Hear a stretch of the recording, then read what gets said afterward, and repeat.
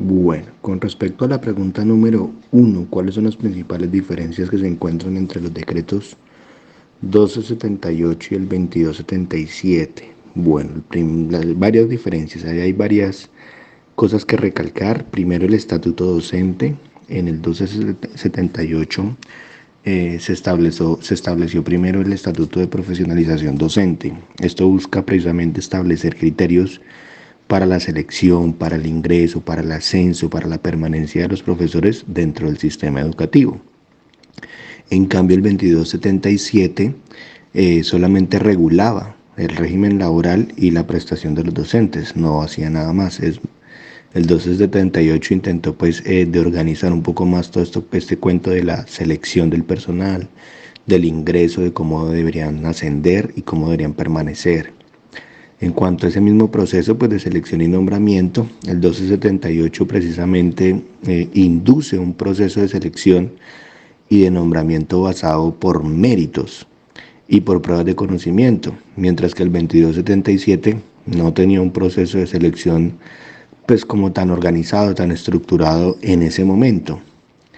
Otra tercera diferencia, podríamos decir que la evaluación docente. La evaluación docente en el 1278 establece que debe haber un sistema de evaluación periódica para los docentes para medir su desempeño, que se realiza anualmente a final de año. Al inicio de año se propone unas metas y al final pues demuestra lo que realizó acorde a unos puntos, a unos criterios. En el 2277 eso no estaba detallado, eso no estaba regulado, no estaba informado de tal manera. Bueno, yo creo que ese impacto de la profesionalización del trabajo docente y la percepción del trabajo desde el decreto 1278 pues ha tenido un impacto muy positivo a la profesionalización del trabajo docente al establecer criterios más rigurosos para la selección y el ascenso de los profesores. Además que eso promueve precisamente la formación continua y evaluación periódica del docente.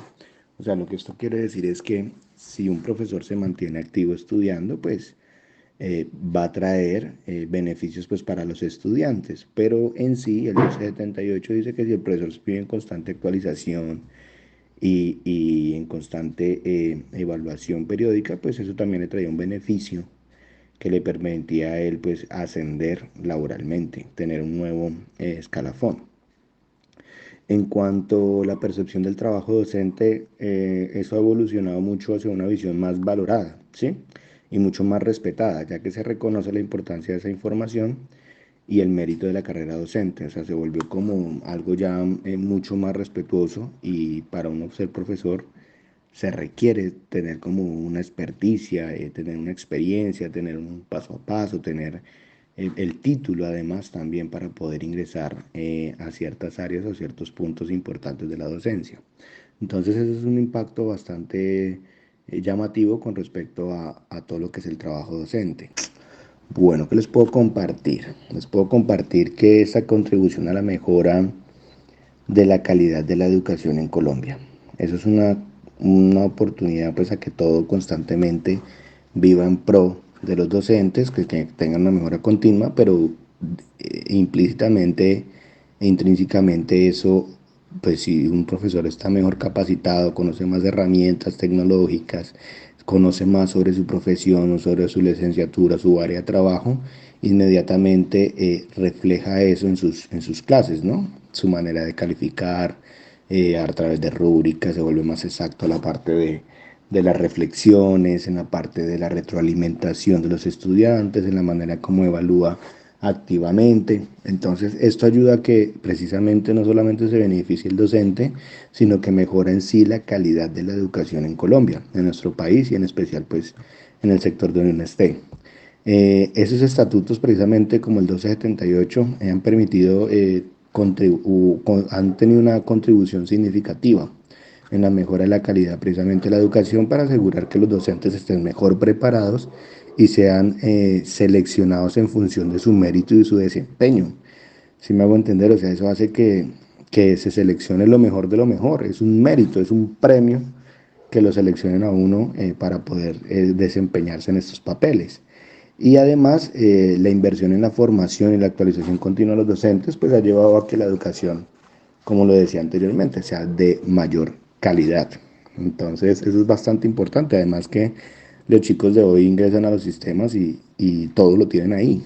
Pero entonces necesitan de ese guía, de ese tutor, de ese acompañante que les permita tomar de la mano y los lleve de ese y los ayude a transitar en ese puente.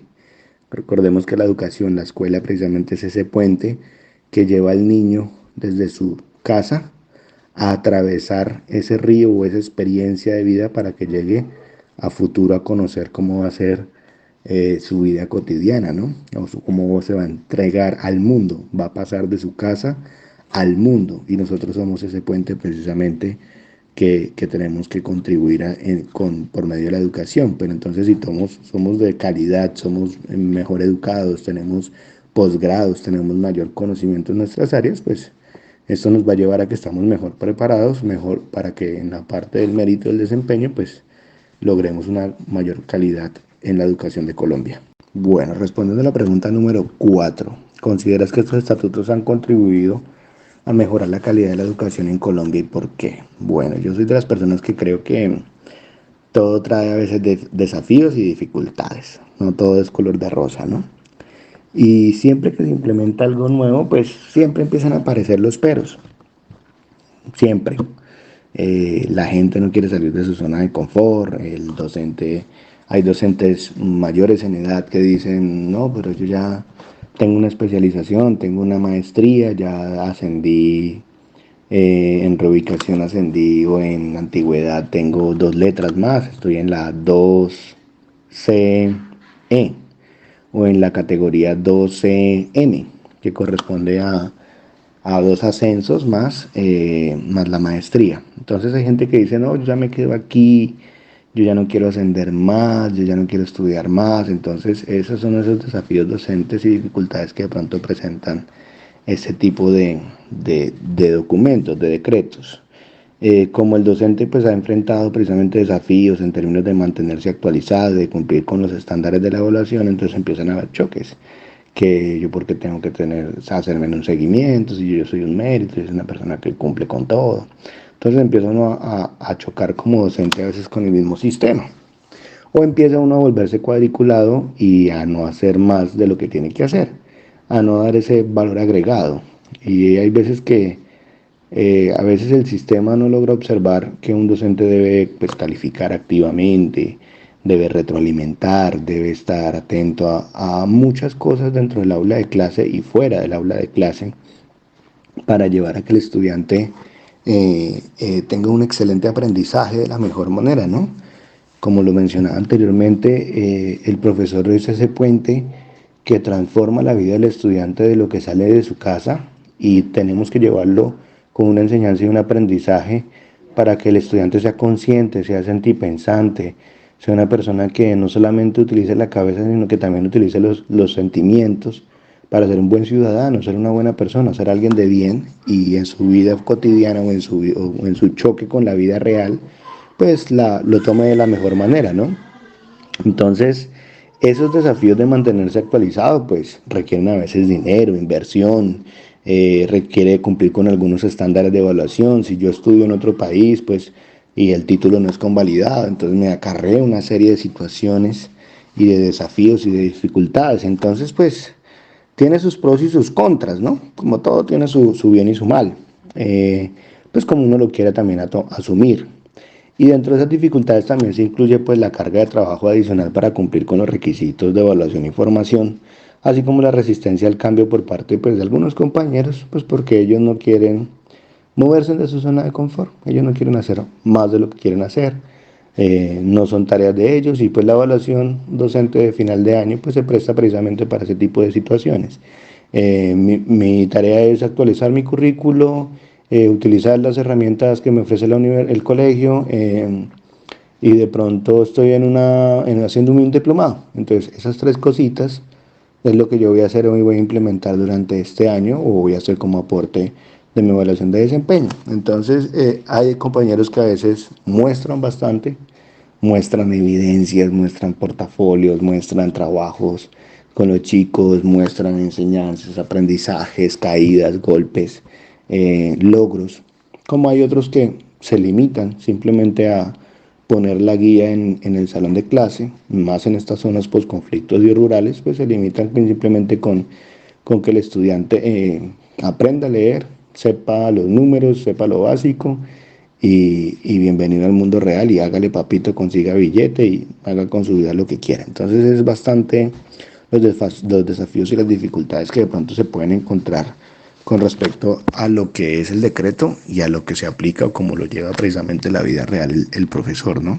Bueno, eso es bastante importante porque sucede que en el 2277 hay unos beneficios frente a la pensión, frente a algunas horas extras, frente a algunas cosas laborales que son a favor, que son beneficios. Y en cuanto al 1278, pues resulta y acontece que hay otro tipo de beneficios, como es el escalafón, el posicionamiento salarial y algunas otras características. Entonces, ¿qué ha sucedido? Eso ha hecho que la dinámica laboral se afecte, porque a veces los del 1278 se quieren escudar bajo los horarios o bajo las normatividad que tiene un decreto, el 2277. Y lo mismo en sentido contrario, los profesores del 2277 a veces ante los directivos docentes se quieren escudar ante los beneficios, normatividades o características que tiene el otro decreto.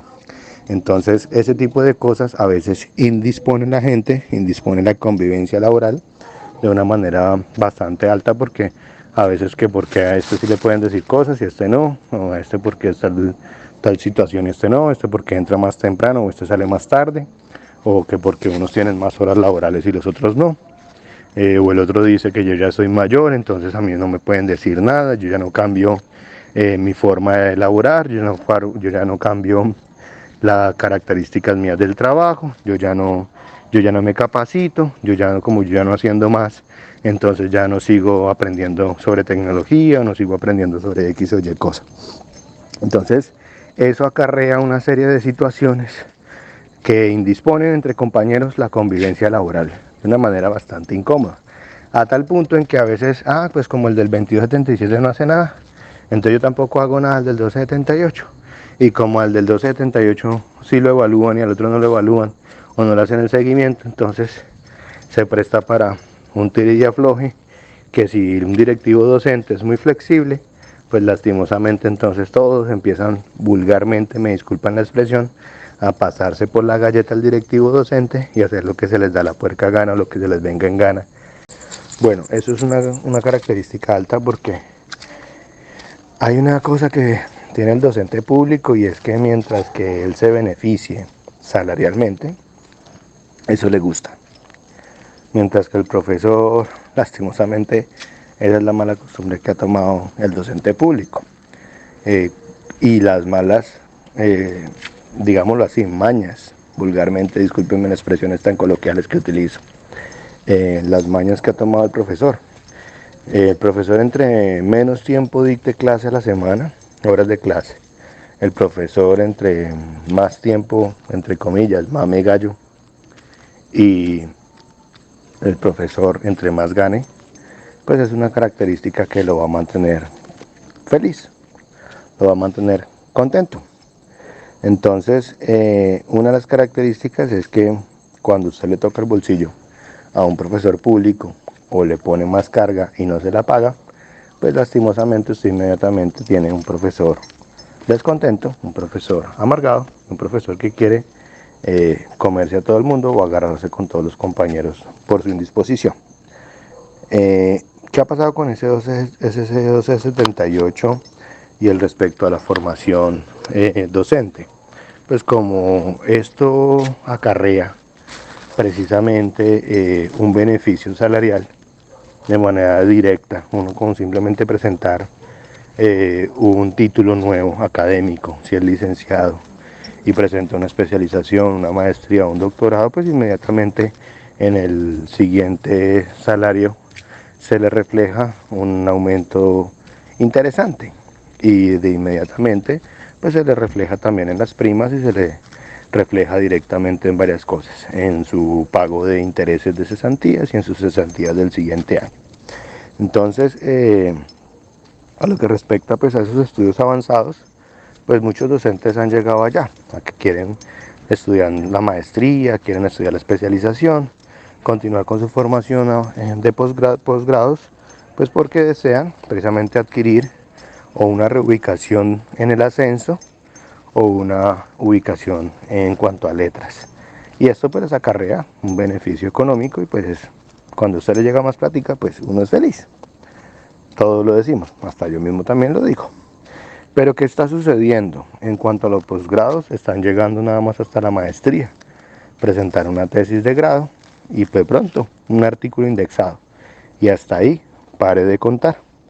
Los profesores no quieren estudiar doctorados, no quieren seguir realizando publicaciones e indexaciones en revistas que tengan cuartiles altos. Entonces eso es bastante interesante de analizar, de investigar. Los profesores quieren ascender por antigüedad en la letra A, B, C o D, pero no quieren ascender después de la maestría.